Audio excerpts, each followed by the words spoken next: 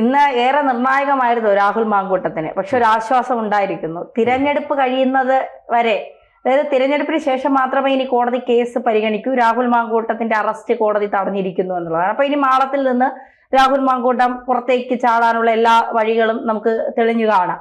എന്തായാലും ഈ കേസ് സർക്കാരിനെ സംബന്ധിച്ചിടത്തോളം വലിയ ഒരു നേട്ടമായിരുന്നു. കാരണം തദ്ദേശ സ്വയംഭരണ തെരഞ്ഞെടുപ്പിൽ വേറെ വിഷയങ്ങളൊന്നും ആളുകൾ സംസാരിക്കുക, ഫുള്ളി ഗർഭത്തിൽ കിടന്ന് കറങ്ങും എന്നുള്ളതായിരുന്നു വിശ്വാസം. പക്ഷേ കോടതി അതിനൊരു പണി കൊടുത്തു എന്നുള്ളതാണ്. തൽക്കാലം ഗർഭം ചർച്ച ചെയ്യേണ്ട, അത് നമുക്ക് തെരഞ്ഞെടുപ്പിന് ശേഷം ചർച്ച ചെയ്യാം.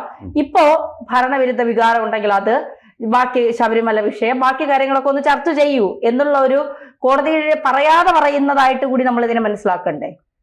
അല്ല, കോടതിയുടെ ഇടപെടലിന്റെ ഫലമായിട്ട് ആർക്കാണ് ഗുണമുണ്ടായത് എന്ന് ചോദിച്ചാൽ നമുക്കതിൽ തർക്കം നിലനിൽക്കുന്നു എന്നാണ് എനിക്ക് തോന്നുന്നത്. കാരണം സർക്കാരിൻ്റെയും CPM-ന്റെ ആഗ്രഹം എന്ന് പറയുന്നത് വീണ്ടും മാങ്കൂട്ടൻ ചർച്ചയിൽ ഉണ്ടാകണം എന്നാണ്. അറസ്റ്റ് കഴിഞ്ഞാൽ ആ ചർച്ചകൾ അവസാനിച്ചു. അതുകൊണ്ടാണ് അറസ്റ്റ് ചെയ്യാനായിട്ട്, അല്ലേ? പ്രതിപക്ഷ നേതാവിനെ ചോദിച്ചു എന്താണ് അറസ്റ്റ് ചെയ്യാത്തത്? അപ്പോൾ അറസ്റ്റ് ചെയ്യാതിരിക്കുന്നതിൻ്റെ പ്രധാനപ്പെട്ട ലക്ഷ്യം ഇത് ഈ തെരഞ്ഞെടുപ്പ് കാലത്ത് മുഴുവനും മാങ്കൂട്ടൽ വിഷയം ഇങ്ങനെ ചർച്ചയിൽ നിൽക്കുകയും ശബരിമല വിഷയം അതിൻ്റെ താഴെ നിൽക്കുകയും ചെയ്യണം എന്ന ആഗ്രഹം കൊണ്ടാണ് എന്ന് പ്രതിപക്ഷം തന്നെ പറഞ്ഞാണ്. പക്ഷേ ഇപ്പോൾ കോടതി എടുത്തിരിക്കുന്ന നിലപാട് യഥാർത്ഥത്തിൽ പ്രതിസന്ധി ഉണ്ടാക്കിയിരിക്കുന്ന കോൺഗ്രസിനാകും. കാരണം കോൺഗ്രസ് നേരത്തെ ഇദ്ദേഹത്തെ പുറത്താക്കുന്നതിന് തീരുമാനമെടുക്കാനുള്ള പ്രധാനപ്പെട്ട കാരണം കോടതി ഉത്തരവ് തന്നെയാണ്. കോടതി മുൻകൂർ ജാമ്യം നിഷേധിച്ചു, അതുകൊണ്ട് ഇയാളെ പുറത്താക്കാനായിട്ട് തീരുമാനിക്കുകയാണ്, ഇതൊരു മാതൃകാ തീരുമാനമാണെന്നൊക്കെ പറഞ്ഞു. പക്ഷേ ആ കോടതിക്ക് തൊട്ടുമുകളിലുള്ള കോടതി പറഞ്ഞു ഇയാളെ ഇപ്പോൾ അറസ്റ്റ് ചെയ്യേണ്ട, വാദങ്ങളെല്ലാം നമുക്ക് വിശദമായിട്ട് പരിശോധിച്ചതിന് ശേഷം തീരുമാനമെടുക്കാം എന്ന് പറഞ്ഞപ്പോൾ കോൺഗ്രസ് എടുത്ത തീരുമാനം എടുത്തിയാടിയുള്ള തീരുമാനമായി മാറിയോ? അതുകൊണ്ട് കോൺഗ്രസിനെ തിരഞ്ഞെടുപ്പിൽ എന്തെങ്കിലും മെച്ചമുണ്ടാകുന്നു? കോൺഗ്രസിനകത്ത് നേരത്തെ ഉണ്ടായിരുന്ന ചേരുതിരികൾ വീണ്ടും ശക്തിപ്പെടാനുള്ള സാധ്യതകൾ വർദ്ധിച്ചില്ലേ? കാരണം മുമ്പ് ഒറ്റക്കെട്ടായിട്ടാണ് കോൺഗ്രസ്സുകാരെന്ത് ചെയ്ത് മാങ്കൂട്ടത്തിനെ പുറത്താക്കിയത്.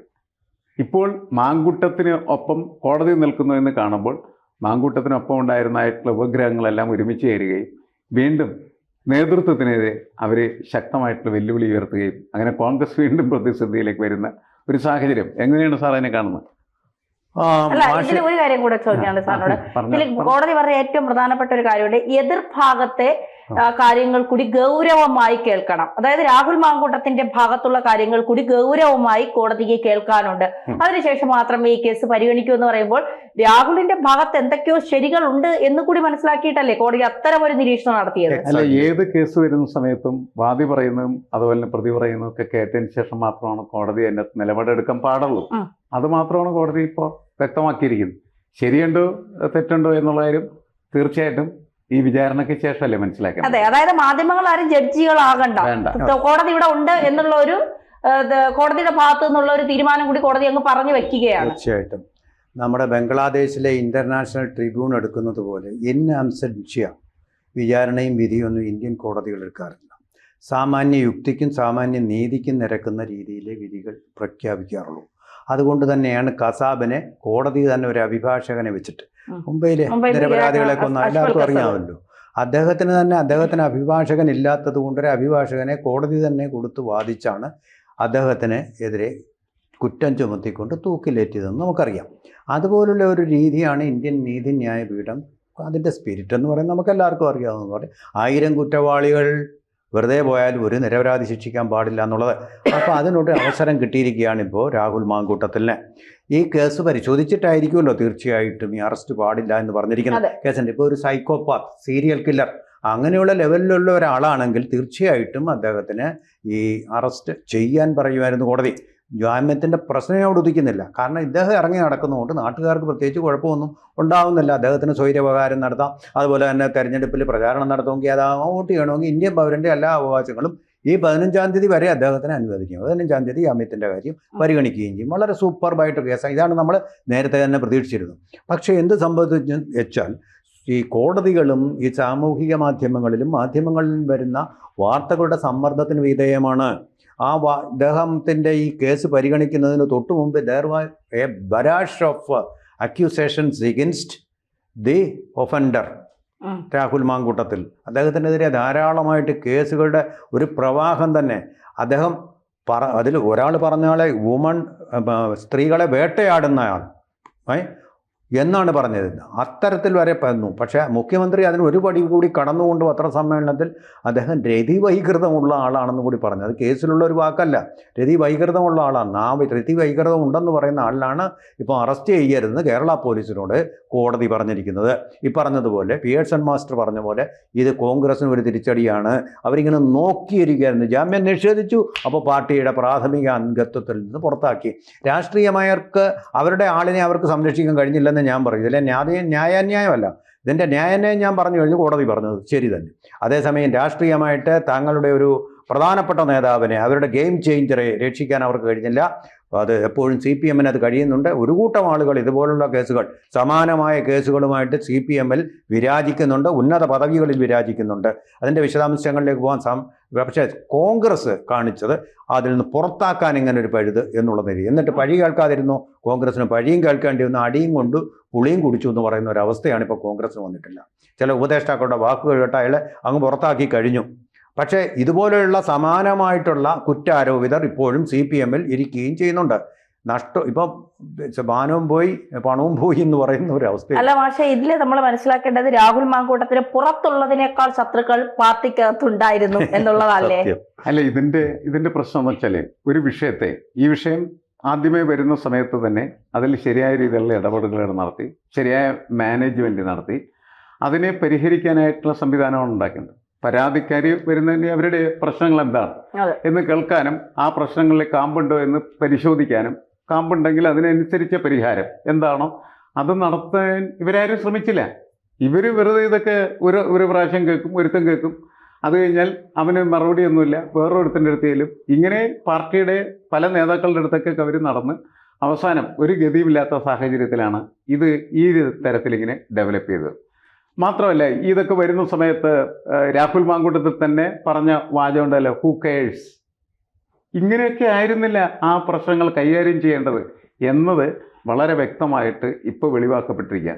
മാത്രമല്ല, കോൺഗ്രസ് നേതൃത്വം ഈ കഴിഞ്ഞ ദിവസം തീരുമാനമെടുക്കാനായിട്ട് ഇവരെല്ലാവരും കൂടി ഇങ്ങനെ നോക്കിയിരുന്നത് എന്താണ്, കോടതി ജാമ്യം കൊടുക്കുന്നുണ്ടോ, ജാമ്യം കൊടുക്കുന്നില്ലെങ്കിൽ പുറത്താക്കില്ലായിരുന്നു, ജാമ്യം കൊടുക്കുന്നില്ല എന്തുകൊണ്ട് പുറത്താക്കി. അത് കഴിഞ്ഞ് ഇപ്പോൾ വീണ്ടും കോടതി ഒന്ന് അറസ്റ്റ് ചെയ്യണമെന്ന് പറഞ്ഞിരിക്കുന്നു. സെഷൻസ് കോടതി ജാമ്യം കൊടുക്കാത്തത് കൊണ്ട് പുറത്താക്കി. ഇപ്പൊ വീണ്ടും കോടതി പറയുന്നു അറസ്റ്റ് നടന്നിരിക്കുന്നു. അപ്പൊ ഇവരെന്ത് ചെയ്യും? അല്ലെ, ഇവരെടുത്ത തീരുമാനത്തിന്റെ പ്രസക്തി എന്താണ്? അത് വലിയ തരത്തിൽ ചോദ്യം ചെയ്യപ്പെടുന്ന തരത്തിലേക്ക് കോൺഗ്രസ് അകത്ത വിഷയമായിട്ട് വരികയാണ്. കോൺഗ്രസ് ഈ വിഷയത്തിൽ നിന്ന് രക്ഷ പ്രാപിക്കുന്നില്ല. മാങ്കൂട്ടം എന്ത് ചെയ്യുന്നു? അവരുടെ തലക്ക് മുകളിൽ ഇങ്ങനെ ഇരിക്കുകയാണ് ചെയ്യുന്നത്. പഴയ കഥയിലൊക്കെ ഉള്ള വേതാളത്തെ പോലെ ഇതിറങ്ങി പോകുന്നില്ല, പുറത്താക്കി കഴിയുമ്പോഴൊക്കെ അത് പോകുന്നത്. ഇനി ഇതിപ്പോ പോവാതെ എന്ത് ചെയ്യും? എന്താണ് ഇവർ ചെയ്യാൻ? അല്ല, എനിക്ക് തോന്നുന്നില്ല രാഹുലിന് തിരിച്ച് പാർട്ടിയിലേക്ക്, കാരണം ഒരു ആപത്ഘട്ടത്തിൽ കൂടെ നിൽക്കാത്ത പാർട്ടിയിലേക്ക് അയാൾ ഇനി തിരിച്ചു വരാൻ സാധ്യതയുണ്ടോ? തീർച്ചയായിട്ടും ഇല്ല. അദ്ദേഹം അങ്ങനെ തിരിച്ചു പെട്ടെന്ന് വരാൻ സാധ്യതയില്ല. പക്ഷേ സംഭവിക്കാൻ പോകുന്നതെന്ന് വെച്ചാൽ കോൺഗ്രസിൽ ഈ പ്രശ്നത്തിൽ ഒരു വലിയ ഉണ്ടാവും. അതാണ് പ്രശ്നം. അതാണ് കോൺഗ്രസിന്റെ പ്രശ്നമായിട്ട് വരിക. കോൺഗ്രസ് വിഘടിക്കുന്നു എന്നുള്ളത് വളരെ പ്രധാനപ്പെട്ട ഒരു കാര്യമാണ്. കാരണം കോൺഗ്രസ് ഒറ്റക്കെട്ടായി നിന്നു. ഷാഫി പോലും പറഞ്ഞ എന്താണ്? ഷാഫി എന്താ പറഞ്ഞ? എനിക്ക് ബന്ധം രാഹുലായിട്ട് ഉള്ളത് പാർട്ടി വഴിയാണ്. പാർട്ടി എന്താണോ തീരുമാനിക്കുന്നത്, അതെ, അങ്ങനെ പാർട്ടിക്കൊപ്പം നിൽക്കും. അങ്ങനെ പാർട്ടിക്ക് ഞാൻ ഒപ്പം നിന്നു, അങ്ങനെ എല്ലാവരും പാർട്ടിക്കൊപ്പം നിന്നു. രാഹുൽ പുറത്തുപോയി. അതായത് മാഷ ഹൂ കെയേഴ്സ് എന്ന് ചോദിച്ച രാഹുൽ മാങ്കൂട്ടത്തോട് കോടതി പറയുന്നു കോടതി കെയേഴ്സ്, ഹൈക്കോടതി കെയേഴ്സ് എന്ന് പറയുന്നത്, ഹൈക്കോടതി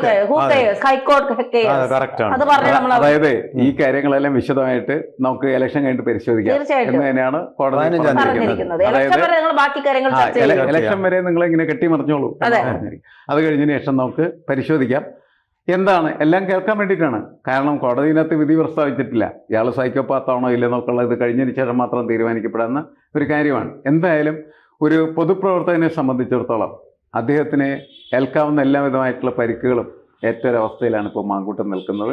പക്ഷേ താൽക്കാലിക ആശ്വാസമാണ് ഈ അറസ്റ്റ് പാടില്ല എന്ന കോടതിയുടെ പ്രഖ്യാപനം. ഒരു പോയിന്റ് കൂടെ പറയാം. കാരണം ഇങ്ങനെയുള്ള കേസുകളിലെല്ലാം പ്രോസിക്യൂഷൻ അതിശക്തമായിട്ട് ഇദ്ദേഹത്തിന് അറസ്റ്റ് ചെയ്യണം, ജാമ്യം നിഷേധിക്കണം എന്ന് ശക്തമായിട്ട്, പ്രത്യേകിച്ച് ഒരു രാഷ്ട്രീയ എലിമെന്റ് ഇതിലുള്ളതുകൊണ്ട് വാദിച്ചു കാണും. പക്ഷേ ഇതെല്ലാം പരിശോധിച്ചപ്പോൾ കോടതി ഇയാൾ ഇറങ്ങി നടക്കുന്നതുകൊണ്ട് തെളിവ് നശിപ്പിക്കലോ, തീർച്ചയായിട്ടും അറസ്റ്റിന്റെ കാര്യത്തിൽ നമ്മൾ അറസ്റ്റ് ചെയ്യാൻ എന്തായാലും ഈ ഗവൺമെന്റിന് താല്പര്യമില്ല, സിപിഎമ്മിനും താല്പര്യമില്ല.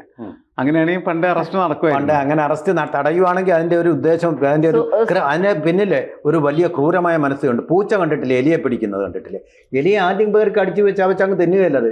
എലിയെ പരിക്കേൽപ്പിച്ചതിന് ശേഷം അത് കിടന്ന് ഓടുന്നതും പിടയ്ക്കുന്നതും ഒക്കെ കണ്ട് ആസ്വദിച്ച് ആ കലാപരിപാടിയൊക്കെ നല്ലപോലെ ആസ്വദിച്ച ശേഷം എന്ന് പറയുന്ന പോലെ ഇങ്ങനെ ഇഞ്ചിഞ്ചായിട്ട് രാഹുലിനെ ഇങ്ങനെ വേട്ടയാടുക എന്നൊരു ലക്ഷ്യം അങ്ങനെ ഉണ്ടെങ്കിൽ ഭരണകൂടത്തിനുണ്ടായിരുന്നു. ആ പ്രോസിക്യൂഷൻ സ്ട്രോങ് അല്ലെങ്കിൽ എന്നും കൂടി പറയേണ്ടി.